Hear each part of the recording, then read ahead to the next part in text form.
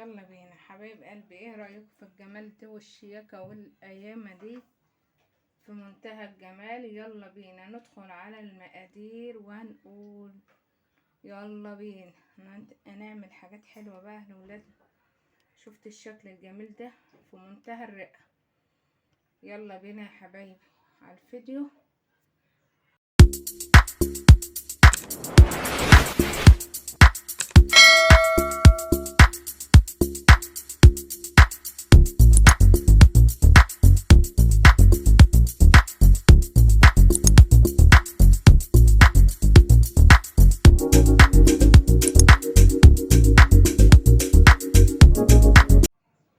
اهلا عاملين ايه؟ يا رب تكونوا كويسين وفي احسن حال.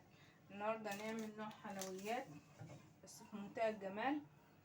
هنعمل مهلبية بالشوكولاتة. معانا 3 كوبايات من الحليب،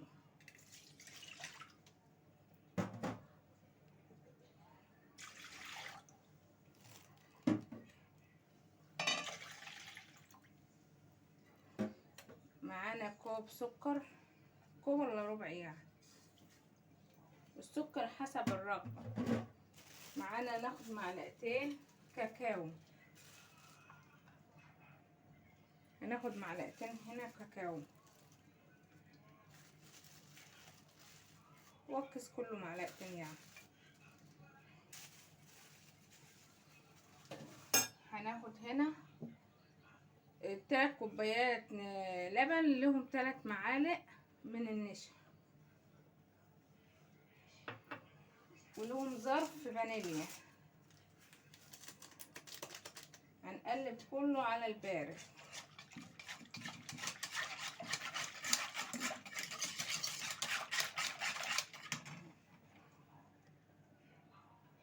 انا في الحاله دي قلبته كله على البارد يا حبايب قلبي، وهرفعه معاكم على النار. وفي الحاله دي انا رفعته على النار، ولازم يكون تقليب مستمر، لازم تقليب مستمر اضافي فيه عشان النشا ما يكلكعش معايا. ولسه ما تقولش معانا، عايزينه يبقى القوام بتاعه كريمي. في الحالة دي بقى شفت القوام بتاعه القوام ده اللي احنا عايزينه. هجيب معلقة زبدة صغيرة تديلها طعم جميل، وهنجيب لها 2 شوكولاتة. الشوكولاتة دي بتعمل بقى لها طعم في منتهى الجمال. الشوكولاتة الحتة من دي ب2، جايبه لها 2. هي هتسيح دلوقتي في قلب السخونية بتاعة النار. شفت ساحت دلوقتي مع الزبدة، هرفعها من على النار. في الحالة دي هرفعها على النار واحطها في حاجة على ما نعمل الطبقة. خلصنا الطبقة الاولانية وفضيتها ببولة، هنيجي على الطبقة التانية. معانا هنا كوب سكر هنكرمله، هنسيبه مع نفسه لما يتكرمل. وهناخد جنبه هنا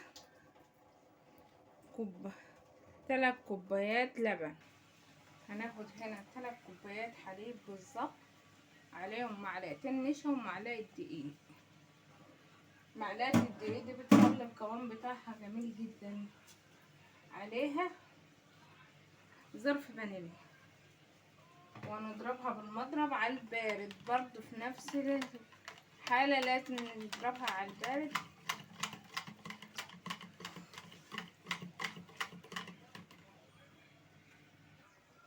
شفت السكر بتاعنا بيتكرمل. ما تخافيش في التقليب دلوقتي في الحالة دي، لانه بقى سايل خالص ومش هيعمل معانا حاجة. اهم حاجة ما يخش اللون الغامق، احنا عايزين اللون الذهبي عشان ما يديش مرارة. اي سكر بتحرقيه زيادة عن اللازم بيدي مرارة. شفت اللون اللي احنا عايزينه؟ هيبدأ ناخد اللون اللي احنا عايزينه في القوام ده بقى. لسه درجة واحدة.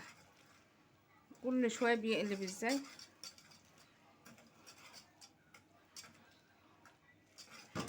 مش عايزينه اغمق من كده. الفلاشة مبيضاه واللون بتاعه مناسب جدا جدا. هاخد في الحالة دي معلقة زبدة.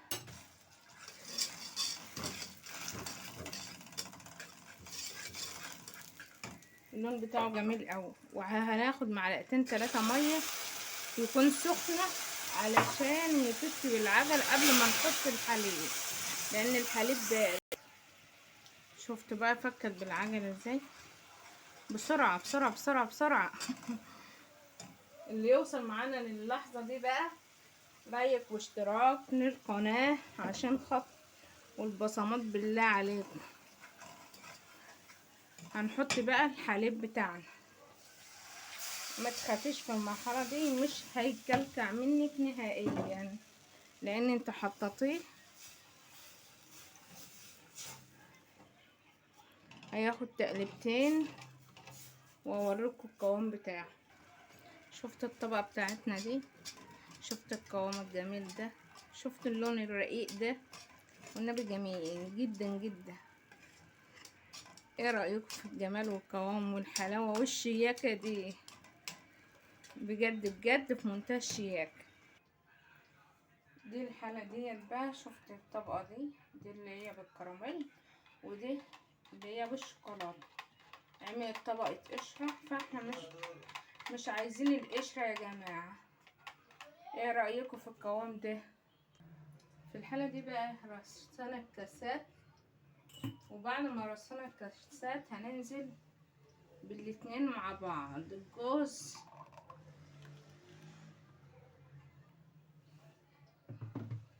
في النظام ده.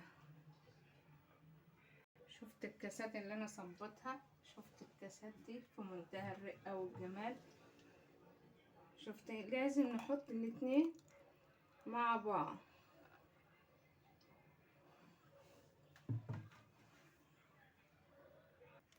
شفت الكاسات بتاعتنا بقت نص ونص. هنسيبها في التلاجة لقيمة نص ساعة بالظبط، وهتتفرجوا على. شفت القوام بتاعنا بقى في منتهى الجمال، بجد بجد في منتهى الجمال. وانا اللي قصده تبقى عاطية الوان، مش انصاص بقى، تبقى عاطية الوان كده، اضواء حلوة للعيال. ولازم نفرح ولادنا بقى بالليل كده وهم قاعدين في السهرة. وكده نقدر نختم حلقتنا ونقول السلام عليكم ورحمة الله وبركاته. ولو عجبكم الفيديو ما تنسوش لايك واشتراك في القناة وتعليق وكلمة منكم بتسعدني. أسيبكم في رعاية الله وأمنه.